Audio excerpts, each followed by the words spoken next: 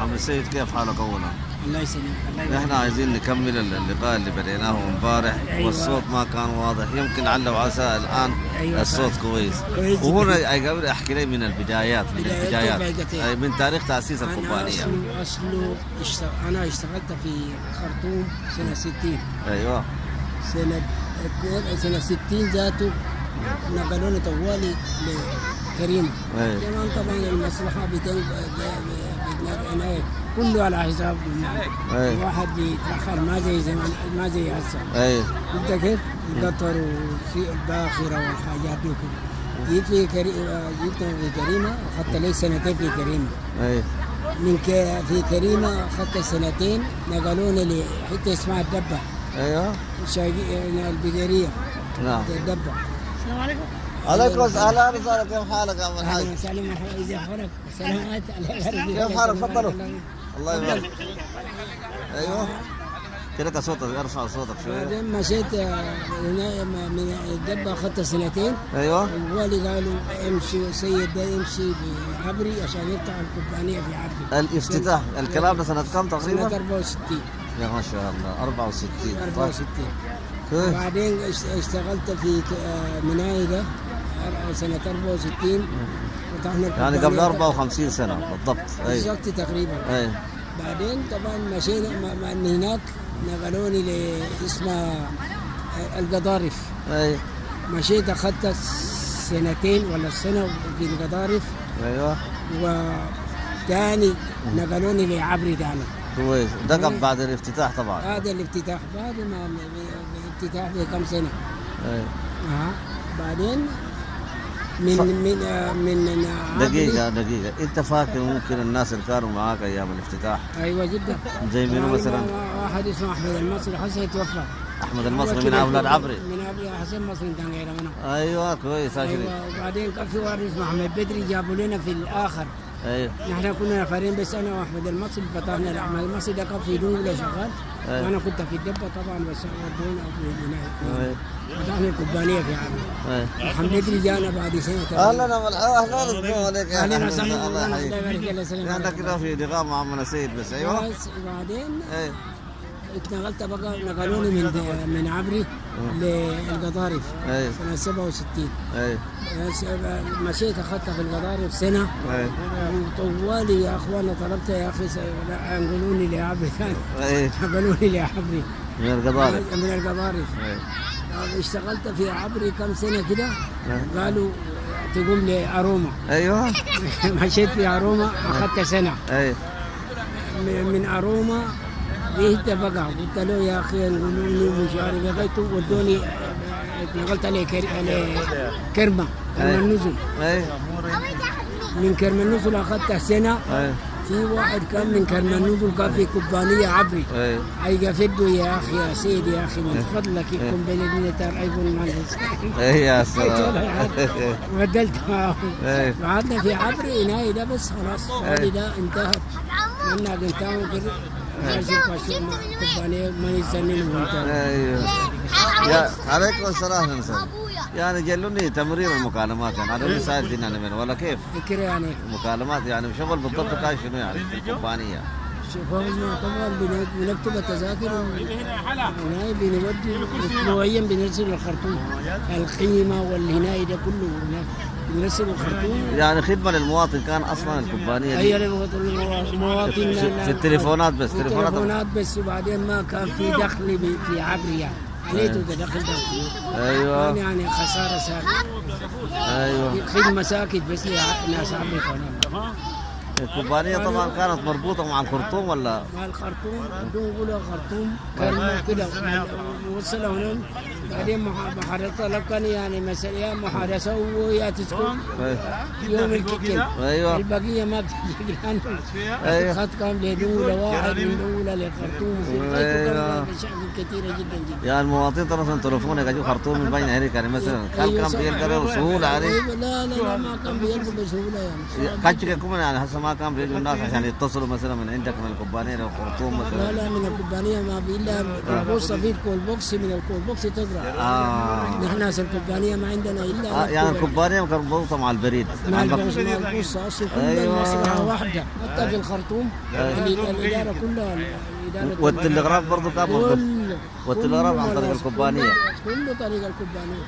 الكوبانيه هي اللي بتحول للبوسطه يعني. للبوصه وكذا. أيوة. البوصة والعناية كلها العناية المركزية كلها في الخرطوم. أيوة. البوصة إدارة البوصة والكوبانية كلها في، شفت البوصة حتة كبيرة جدا جدا في الخرطوم. أيوة.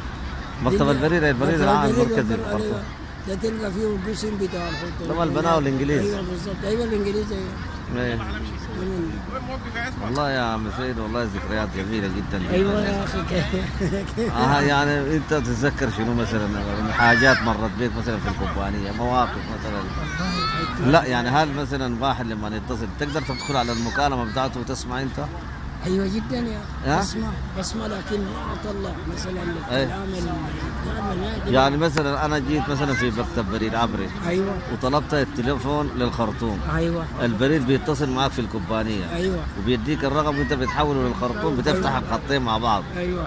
طيب هل انت تقدر تخش تسمع المكالمه؟ أيوة اللي بالضبط. ايوه عندي المفتاح انا تخش بيه وكده بسمع. يعني التليفونات معناها بمعنى كلامك التليفونات في الوقت ده كانت مراقبه يعني. بالضبط مراقبه. المراقبه بقى لما تطلب مثلا الخرطوم بالليل مثلا. أيوة. الواحد بيكون اخذ فاضي بدون، الواحد يطلب الناس وكده. ايوه. الاخوان ولا حاجه بشكل كده. أيوة. ده بيعملوا من ايه مراقبه شديده جدا. ايوه والله. اتصل بينهم كانوا بياخذونا استجوابات. ايوه. كانوا مجانا ده ما كان في الا الواحد يسرق بقى بدون ما ايوه. يعني الخطوط ما كانت متاحه يعني. لا لا لا لا. هسه بقى جميله جدا يا اخي. طيب انت كنت شغال لغايه ما خلاص الكوبانيه دي قفلت نهائي؟ ايوه. انت كنت على راس العمل ولا كنت مشيت من المعاش مثلا؟ لا لا لا لا، انا كنت سلموني. حصل كيف اصلا؟ كيف القفل حصل؟ مثلا جاكم خطاب مثلا في الكوبانيه؟ ايوه الكوبانيه هنا قالوا خلاص انتوا بقيتوا في المعاشات وكده، وبعدين جابوا تلغراف سيد ده يكون متعهد للحاجات دي لغايه ما يجوا يستلموها من دوله. ايوه يعني انت تكون امين على الحاجات بالضبط. ايوه. عليكم السلام ورحمه الله. اهلا وسهلا، مرحبا، الله يبارك فيك.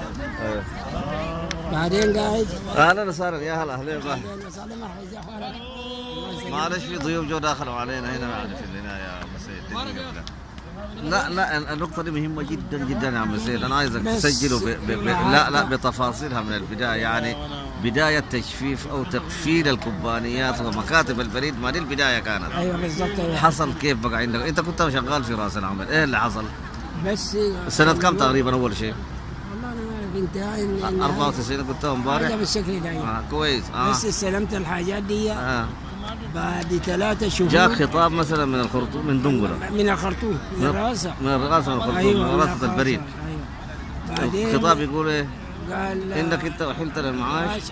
انت المعاش وقف للمركز. وقف المركز مستلم الحاجات دي في عهدتك تكون لغايه ما تجي لجنه من الخرطوم تستلم منك الحاجات. هاي بالضبط. انا كمان لما جيت للبوليس قلت له قفلت العناية. ايوه. كنت بمشي في صايو كده كل يومين 3 نجي نشوف نتاكد الحاجات دي موجوده ولا ما موجوده وكده هناك. يعني انت في الاخر بقيت امين مخزن يعني. بالضبط كده، منتظر العناية. بعد 3 شهور جابوا تلغراف. ايوه. قالوا عربية دولة تحرك عشان تجي تشيل الحاجات من عبري لدولة. ايوه. بس جيت العناية، وبعدين جيت كتبت بدولة 3 شهور عملوهم مامورية. ايوه. ضربوا لي كل ده. ايوه. بتاعت اللي انا قاعد فيهم هناك. خلاص بعدين جينا صرفنا المرتب مانيكا. لا العفو، خلاص الادوات جاوا اخذوها خلاص من دون. خلاص استلموها منهم بنفس الكشف. بنفس الكشف.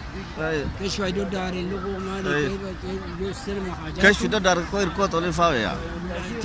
ايوه الكوت الملكه فايده. يعني مثلا إيرو كوبانية تو حاجة كنا نافر افريقيا يعني بالضبط. ما ممكن يعرفوا برضه يعني. بالضبط إذا ما حصلوا إذا ده انزين ما يعمل لا، بقى. إذا انت ما زين ما قالوا لك يا عم تبغى- سيد أيوة، اجمل تمام. الحاجه الموجوده عندك في الكومبانيه أيوة. لغايه ما تجي لجنه من ضمنها تستلم منك. إذا حصلوا إذا ها انت سجلتها بامانه، ايه الطريقه اللي سجلتها بها؟ ما إذا اجا تفاصيل إذا وقيادة. حصلوا سير بنين ايه بطارية ككرة اه في الهناية ما لقيت بطارية بقى غالية جدا البطاريات الكبيرة دي. بعد ما انت جردت الحاجات.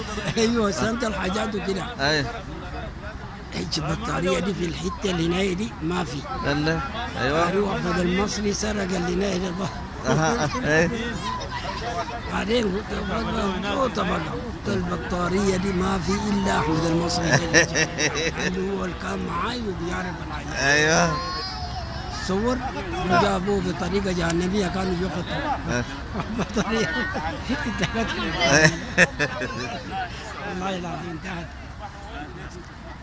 خلاص يعني بعدها خلاص ايوه استلموا الحاجات ادونا معاشاتنا والحمد لله. ومكان الكومبانيا بقى ايه بقى؟ فريق حسن ما يسلمونا ناس اللي المباني الكومبانية تحولت لوين يعني؟ الشركات اللي نايلة ما اشترت الكومبانيات كلها البورصة كلها. شركة ايوه شركات مستلمة شركة ايه هي؟ ايوه شركات مستلمة واشترت. ايوه اشترت الكومبانيات في السودان والبريد كله. ايوه قفلوا الحاجات دي كلها وهم اللي تصرفوا فيها وتصرفوا بها. وانتم خلاص لقيتوا للمعاش ايوه بالضبط. وان شاء الله معاشكم ماشي يعني. ماشي الحمد لله. الحمد لله تمام الحمد لله. الله يوفقك يا عم سيد، دي كانت فرصة جميلة جدا ايوه من امام الحرم النبوي وكذا اللي في ليلة 24 رمضان. ايوه صح. وربنا تقبل صيامك. ان شاء الله. واسمك بالكامل قلنا سيد مين من صاي؟ اسمي سيد محمد حاج. ايوه ها؟